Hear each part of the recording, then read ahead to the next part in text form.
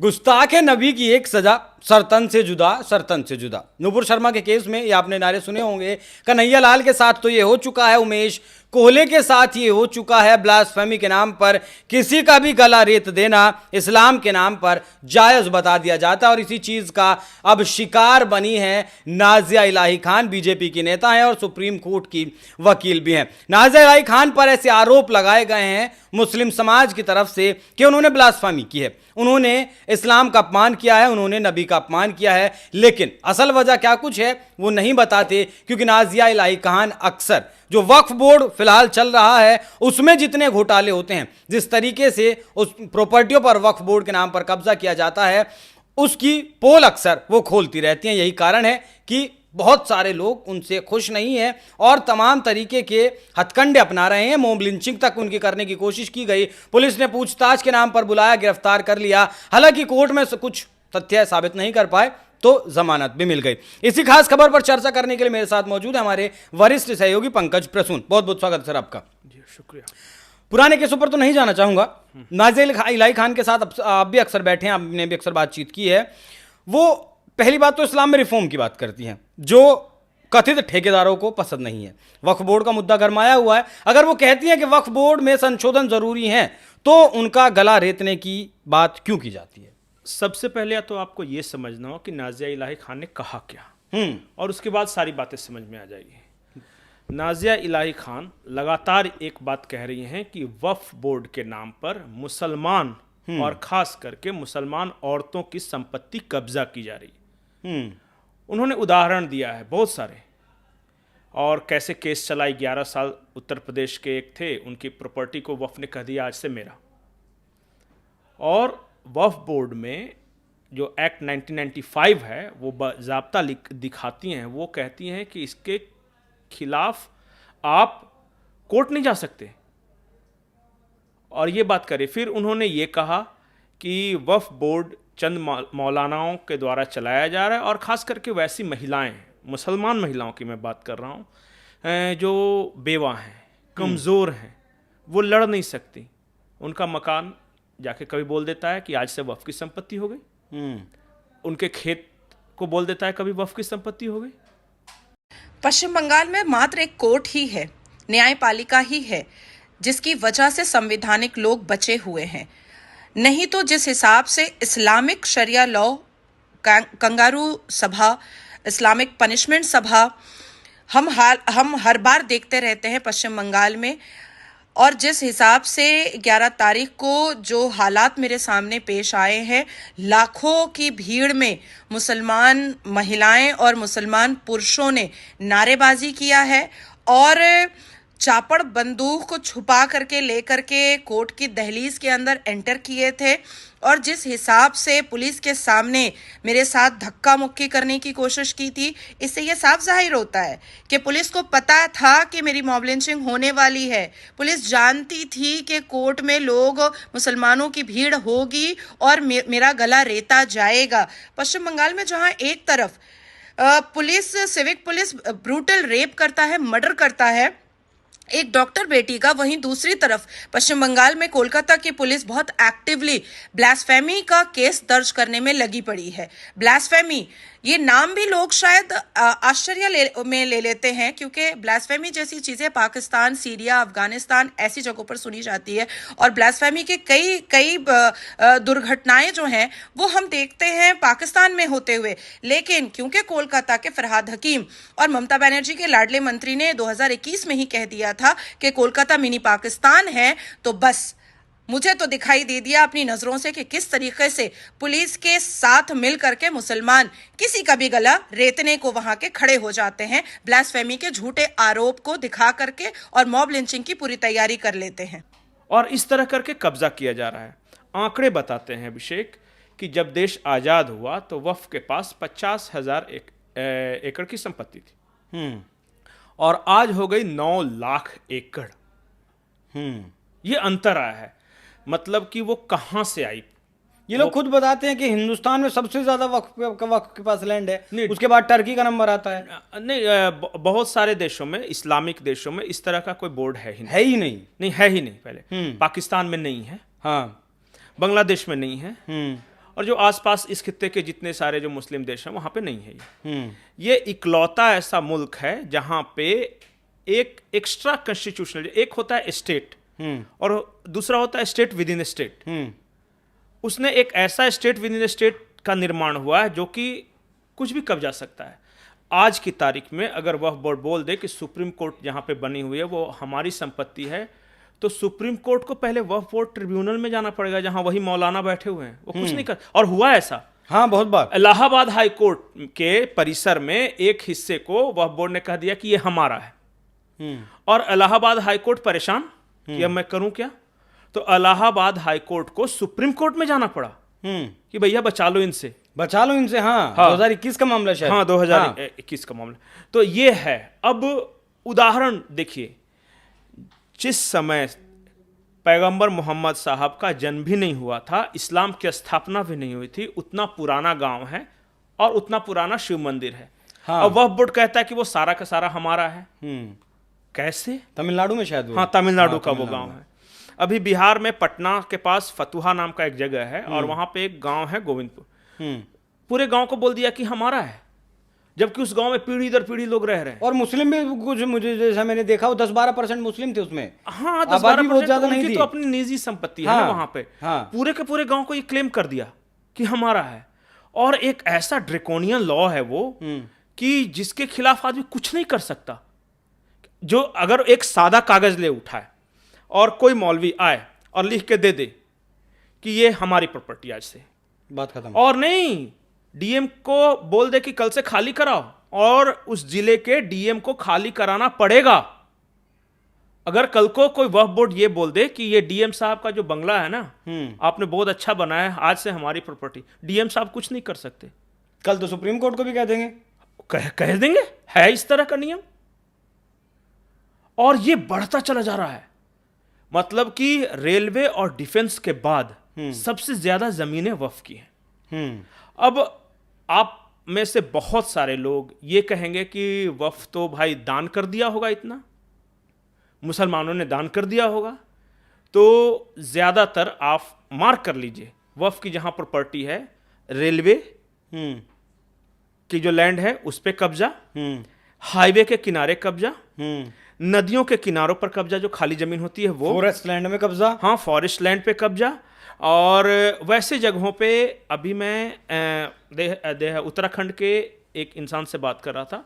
उन्होंने कहा कि हमारे यहाँ घोस्ट विलेजेस होते, घोस्ट मतलब भूत विलेजेस होते थे। मैंने कहा ये क्या कॉन्सेप्ट है? तो उन्होंने कहा कि पहाड़ के ऊपर गांव था और वहाँ सब माइग्रेट कर गए खराब मौसम के चलते, या फिर कोई नौकरी वगैरह में दिल्ली बॉम्बे चले गए, तो वो खाली हैं। आज उनमें से 80% जगहों पे पता नहीं कहां से आके मुसलमान भर गए, वो वक्फ प्रॉपर्टी हो गई। और ये हो रहा है, और इसका कोई रोकने वाला नहीं है। रोकने वाला मतलब कोई नियम कानून नहीं है। अगर वक्फ ने कह दिया तो कह दिया। इस देश में कांग्रेस ने एक ही एहसान किया है, सिर्फ एक नियम नहीं बनाया कि वक्फ जिधर देख ले वो उसकी। हाँ, वो ये बात आपने बिल्कुल सही हाँ, सिर्फ इतना नहीं किया, लिख के दे दे तो उसकी हो जाएगी। लेकिन मैं आपसे ये जानना चाहता हूँ कि बंगाल जैसे राज्य में नाज़िया इलाही खान रहती हैं, सनातन धर्म की बात करती हैं, कलावा बांधती हैं, मंत्रों का जाप करती हैं, मंदिर भी जाती हैं, और अगर कोई मुस्लिम रेपिस्ट है उसका बाकायदा नाम लेती हैं, उसके खिलाफ बात करती हैं। अब वक्फ बोर्ड के खिलाफ भी बात करती हैं, सरतन से जुदा किनारे उनके खिलाफ लग रहे हैं ब्लास्फेमी का आरोप लगा कर। अब उन्हें कितना बड़ा खतरा वहाँ बंगाल में है? आई थिंक कि बहुत सीरियस है। नाज़िया इलाही खान पर, उन पर तेजाब फेंकने की धमकी दी जा चुकी है। आज भी मॉब लिंचिंग करने की कोशिश मॉब की गई लिंचिंग। उनकी। देखिए, एक मौलाना ने कहा है, मैं उनका नाम लेकर उन्हें फेमस नहीं करना चाहता, लेकिन 2-3 दिन पहले कहा है कि जो भी इस्लाम के खिलाफ कुछ बोलता है उस पर शरिया के अनुसार जो सजा तामील होनी चाहिए। ये एग्जैक्टली उसी तरह है जैसा पाकिस्तान में इश्क निंदा कानून है, और वो यहां लाने की बात कर रहे हैं। पाकिस्तान में क्या हुआ, 38 लोगों को ऐसे ही भीड़ ने पीट के मार डाला।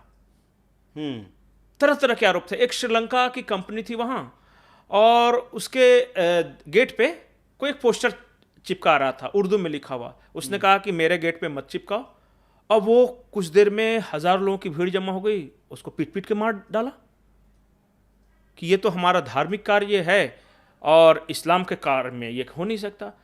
अरे एक बार तो ऐसा हुआ कि चाइना के कुछ इंजीनियर्स थे और वो वहाँ के जो लोकल काम कर रहे थे, ये सीपीसी में जो बना रहे हैं, हाँ वहाँ पे इन्होंने, ये दोपहर में नमाज पढ़ने जाते थे, तो मैनेजर था, उसने बोला कि इतनी देर क्यों जाते हो, मेरा काम है 8 घंटे का काम है। उसको घेर लिया, चारों तरफ से 1000 लोग की भीड़, उसको बंद करके आग लगाने वाले थे। किसी तरह आर्मी ने उसे छुड़ाया। एक महिला ऐसी है जो कि अरबी में कुछ लिखा हुआ था और एक आदमी ने देखा, उसे अरबी उर्बी समझ में नहीं आया कि क्या लिखा हुआ है। उसने उसे शोर मचाना शुरू कर दिया कि अरबी में जो कुरान की आयतें हैं उसके कुर्ते पर लिखा हुआ है, और महिला को घेर लिया भीड़ ने कि हम मार डालेंगे। ये है वहां के हालात। और पाकिस्तान के अंदर ये आवाज उठ रही है कि ये ब्लास्फेमी कानून, अब क्या है ना कि देखिए वो बहुत तरह से उसका दुरुपयोग किया जाता है। किसी का आपस में प्रॉपर्टी विवाद है, 2 भाई हैं, उसने किसी को जाके बोल दिया कि वो तो मैंने सुना था कि वो घर में बैठ के इस्लाम को गाली दे रहा था, ऐसा ले आओ भीड़ मार दो उसको पीट पीट के। ये हो रहा है। ठीक उसी तरह की बातें यहां कही जा रही है। वो उत्तर प्रदेश के मौलाना साहब है, टीवी पे बहुत बार आते हैं, उन्होंने कहा कि यहां इश्निंदा कानून होनी चाहिए। मतलब आप क्रिटिसाइज नहीं कर सकते। नहीं, उत्तर प्रदेश में से एक खबर आई थी कि इमरान नाम के वकील ने कुरान जला दिया, उस कुरान के आग से सिगरेट जला के पी रहा है, उसपे चप्पल मार के पी रहा है, उसके खिलाफ तो ऐसा कुछ नहीं किया गया। कैसे नहीं किया? जो भारत का कानून है उसके अनुसार उसे गिरफ्तार क्यों नहीं होगे? भारत तो भारत के कानून से चलेगा ना, यहाँ संविधान से चलेगा ना। यहाँ इस निंदा का क्या मतलब? तो यही बात तो हमारा विवाद है कि इस निंदा मतलब किसी को भी भीड़ आए और पीट दे, मार डाले, क्योंकि किसने कह दिया कि उसने कुछ बोला था इस्लाम के खिलाफ। इसलिए मैं बोल रहा हूं कि उसी तरह, और नाजिया इलाही खान जैसे लोग, जो भी प्रोग्रेसिव लोग, जो आज वहां जो रूढ़िवादिता है उसे चैलेंज कर रहे हैं। अच्छा, ईरान जैसे देश में हिजाब, एंटी हिजाब मूवमेंट हो सकता है, लेकिन भारत में नहीं हो सकता। भारत में तो बवाल हो जाएगा। नहीं, अच्छा, वो एक औरत का हक नहीं है कि वो क्या पहने, मुस्कुराए कि नहीं मुस्कुराए, बहुत तरह के। अच्छा, वो क्या चाहते हैं पता है? कि इस्लाम का प्योरेस्ट फॉर्म, मतलब उससे बेहतर मुस्लिम, उससे बेहतर मुस्लिम, उससे ज्यादा प्योर इस्लामिक, उससे, इसका कोई लिमिट ही नहीं है। इस्लाम कहता है टीवी मत देखो, इस्लाम कहता है गाने मत सुनो, इस्लाम कहता है कि औरतें जब बाहर निकलें तो उन्हें नौकरी नहीं करनी चाहिए, तो आज के टाइम वो में नजरें झुका के बात करें। डिसाइड कौन करेगा? आज के टाइम में कौन सा मुस्लिम ऐसा है जो फोन नहीं देखता, सिनेमा नहीं देखता? पर कुरान में तो नहीं लिखा है। तो फिर तो कुरान के हिसाब से ये तो हराम है। यही तो है। कहां तक जाएंगे, कहां तक जाएंगे? उसका लिमिट तय कौन करेगा कि कहां तक? ये तय करने वाला कोई नहीं है, कोई नहीं है, सब अपने अपने हैं। और उन्होंने क्या किताब में भी नहीं लिखा। नहीं, मैं बताऊं, ऑन सीरियस नोट में बोल रहा हूं, एक होता है स्टेट और संविधान, और वो पूरे देश पे वो लागू होता है कि इस देश के लोग कैसे रहेंगे, क्या करेंगे, उन पे कौन से कानून लागू होंगे। अब कुछ होते हैं, पाकिस्तान की हालत देख रहे हैं ना, वहां बहुत सारे फिरके हैं, अलग अलग सबके मौलाना हैं, और सबके अपने अपने समर्थक हैं, और वो क्या करते हैं, अपने अपने कानून चलाते हैं। और आज की तारीख में पाकिस्तान का कानून वहां लागू ही नहीं होता, वो अपना कानून है। शियाओं का अलग संगठन है, अच्छा सुन्नियों में भी बहुत संगठन है, हाफिज सईद अलग संगठन चला रहा है, लश्कर वाला अलग संगठन चला रहा है, तहरीके तालिबान पाकिस्तान अलग चला रहा है, आर्मी अपना अलग चला रही है, और जो सिविल जो गवर्नमेंट है वो डेमोक्रेटिक गवर्नमेंट जो सो कॉल्ड, और वो अपना चला रही है, और पता चला कि बलूच अपना चला। इस तरह की हालत भारत में करना चाहते हैं क्या कि मुसलमान अपना नियम चलाएं, हिंदू अपना नियम चलाएं, क्रिश्चियन अपना नियम चलाएं, और सिख अपना कहें? ये फिर देश के इस बात का वही चीज और जो इनको चैलेंज करेगा, जो भी देखिए, जो अब हमारे यहां क्या है, हिंदू में हम खुद स्वीकार करते हैं सती प्रथा गलत था, दहेज गलत है, हाँ दहेज गलत है, हाँ। उसके खिलाफ तो सबको बोलता है। उसके बाद बहुत सारे ऐसी बात, आज आप जाके बोल देंगे, कोई गलत बात कोई करेगा ना, जैसे साधु बाबा जितना सारे अरेस्टिंग हो रहे हैं, कभी देखा है देश में रिएक्शन? ना, चला गया आसाराम बापू, चला गया, कितने चले गए हरियाणा वाले वो, तो क्या वो जो गलत करेंगे तो नहीं जाएंगे, लेकिन वहां नहीं बोल सकते, वहां अलाउड समस्या है। यही गंभीर समस्या है कि हम सीख नहीं रहे हैं जो कुछ इस देश में हो चुका है, वहां मॉडिफाई करना, वक्त के और जमाने के अनुसार बदलना अलाउड ही नहीं है। वो एक आसमान से आई है किताब, और उसका अक्षर से पालन करना, उसमें कोई मॉडिफिकेशन, कोई इधर उधर नहीं हो सकता। चल तो नहीं रहे हैं ना उस पर, सारे के नियम कानून तो नहीं मान रहे हैं ना। अच्छा वही- मैं बताऊं, जो अपने लोग इस हिसाब तरह से- की बात करते हैं कि इश्क निंदा कानून या मॉब लिंचिंग या फिर किसी को तेजाब फेंक दो, किसी को मार डालो भीड़ की शक्ल में, ये मैं चाहता हूं कि वो शरीयत है, और शरीयत है तो शरीयत के सारे नियम कानून आप पालन करो। अगर मुसलमान हो तो शरीयत में कहा गया है कि चोरी की सजा हाथ काट देना है, नहीं मानेंगे, क्यों नहीं मानेंगे? क्रिमिनल में तो मानते ही नहीं, नहीं अच्छा, सिविल में मानते हैं बस। मतलब अपने फायदे के हाँ, अनुसार। अपने अपने वही तो चल रहा है इस देश में, वही तो हम कह रहे हैं, उसी बात उसी पे तो विवाद अच्छा, है सारा। एक चीज और मैं बताऊं, इंटरेस्टिंग बात, वो जो वक्फ एक्ट 1995 है, ये दुनिया की किसी भी लॉ यूनिवर्सिटी में नहीं पढ़ाई जाती, भारत के भी किसी भी वकील को ये नहीं पढ़ाया जाता। पढ़ लेंगे तो जान जाएंगे, तो जिरह करेंगे तो बहस करेंगे, वो सीक्रेट चीज है, पढ़ना अलाउड नहीं है, वो बना दिया है। बन गया बस। हाँ वो है। अब कुछ लोगों ने निकाल के पढ़ लिया, उसके बारे में फिर डिस्कशन करने लगे और विवाद होने लगा, तो फिर ये तो गलत बात है। मैं भी पढ़ने के लिए बैठा था एक दिन, लेकिन उसकी थोड़ी भाषा ऐसी थी, मुझे कुछ समझ नहीं आया जरा सा। हाँ, और सबसे बड़ी बात नहीं, इंग्लिश में पढ़ लीजिए उसको। हाँ, वो अगर लॉ थोड़ा बहुत जानते हैं तो वो समझ में आ जाएगा। बिल्कुल।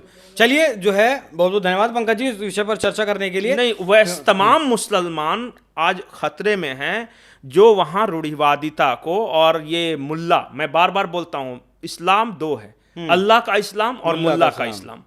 अल्लाह का इस्लाम जो फॉलो करके भी अगर वो मुल्ला के इस्लाम को चैलेंज करते हैं तो उन पे, उनकी जान पे खतरा है। वही दिक्कत है, उनकी जान का खतरा है, वो चाहे हिंदू हो उसकी जान का खतरा, कोई मुसलमान चैलेंज कर रहा है तो वो भी।